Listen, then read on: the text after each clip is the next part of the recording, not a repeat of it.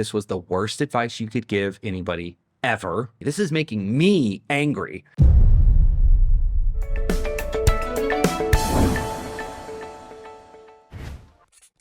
This year, I've had excellent weeks by following my intuition, but this free approach affects areas needing structure like home and health. I'm happier, but my house is messy, my exam is coming up, and I've gained weight. I need help.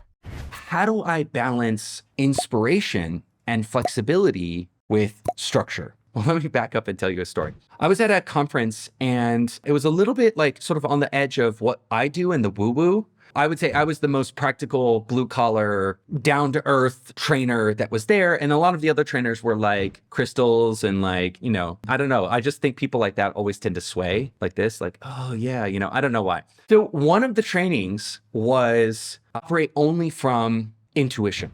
And I was livid. I actually sat in the front row of this training taking notes because I just felt like this was the worst advice you could give anybody ever. And it was actually tantamount to malpractice. And what this person said, Justin, we're actually good friends now, is he had this idea of leaning into your highest excitement. So he talked about high excitement and low excitement. High excitement is your highest self. Highest self, for example, might say, what would really feel good right now is getting out and taking a run. And actually, I want to take a run. Yes, it might feel bad in parts of the run, but genuinely, if I ask myself, what is in my highest excitement right now? I want to take a run. Your lowest excitement often tends to tell you some of your most base emotions. I just want to sit and watch Netflix and eat ice cream. And so your lowest self tends to default towards things that are just easy and have really quick payoffs, where your highest excitement tends to point you towards things that might be challenging, but also really rewarding. And his challenge was,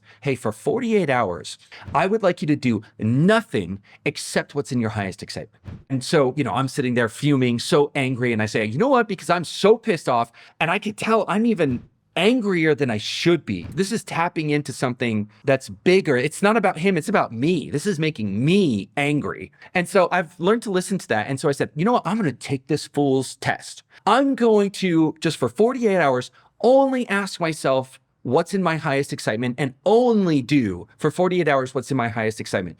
And I had a magical 48 hours. I met one of our best friends in that 48 hours, put together some business deals in that 48 hours. I mean, it was a magical 48 hours.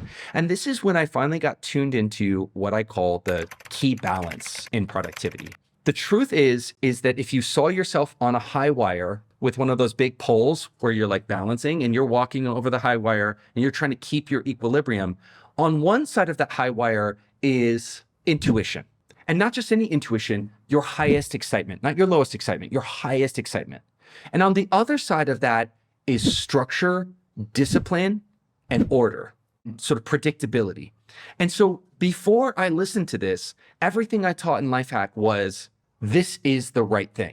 You just have to have order. You have to have structure. You just have to have discipline. That's going to be the answer for you in your life. And now what I realize is that there is a balance. If you fall over towards the intuition side, you become one of these people who, yes, might be able to have good moments or create good things. And it certainly feels like a good way to operate in life, but very fundamental things that need long timelines to execute on tend to fall by the wayside. You just can't sustain a high level of excitement for a lot of the best things in life. Let's talk about marriage. Let's talk about parenting. Let's talk about relationships and friendships, right? You cannot stay stoked across multiple decades at all times across these really incredible things like getting degrees and writing books and being in families and friendships. There's going to be a time when you're going to have to say, I commit to this because I decided to commit to it because I made a plan and I'm executing across that plan.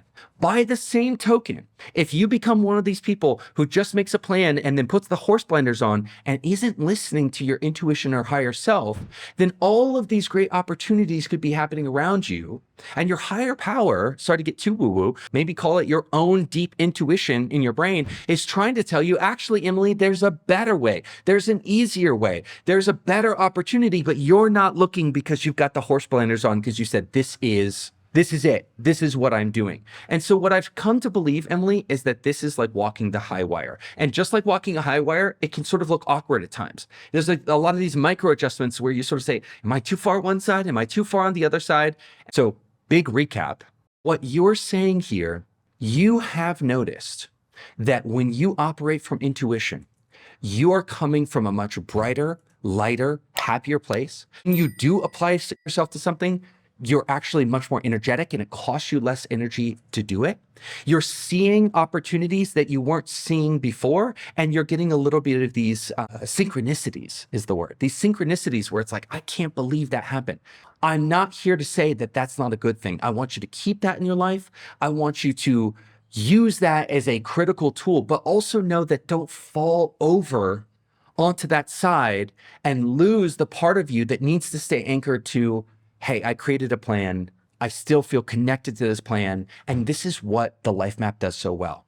Because when I feel like today, my highest excitement tells me that I want to go to a movie or I want to go play, and I read my life map, I realize that it's a way to tune my intuition.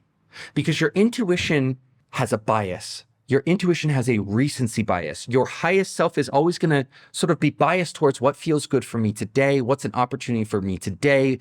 But what's great about the life map is it can help you tune your intuition across long periods of time, multi-year spans of time where your highest self can look at your life map and say, yeah, it's crappy that I have to write this paper, but I'm still radically sure that I want to get this degree and I want to do this thing and I want to develop myself in this way. So yes, in some ways it is in my highest excitement to write this paper that I've got a resistance or avoidance around or feels boring or heavy, because I've used my life map to tune that highest self, to tune that highest excitement and intuition. Now I can actually realize this thing that I was avoiding is actually something that I should be leaning into. And that's the best thing possible, because you come right back around, and that's something that 5 minutes ago you thought, I don't want to do this. You can check your life map, dial into your highest excitement and your highest self, and realize, you know what? That boring, annoying thing is the thing that I should be doing. But now you're doing it with excitement, with eagerness, with willingness, and knowing that this is the thing that I should be doing, and therefore expending less emotional energy sort of dragging yourself through broken glass to get it done.